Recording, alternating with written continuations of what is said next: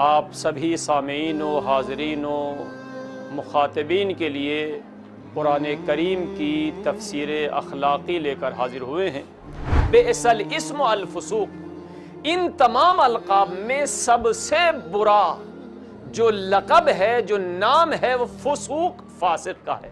फिर हमने बयान किया था कि इसके अलावा सूरह लुक़मान में जनाब लुक़मान ने अपने बेटे को नसीहतें की हैं। वो नसीहतें भी सब के सब इस्लामी अखलाक और आदाब पर मुश्तमिल हैं। दीन हक़ से मुराद इस्लाम है।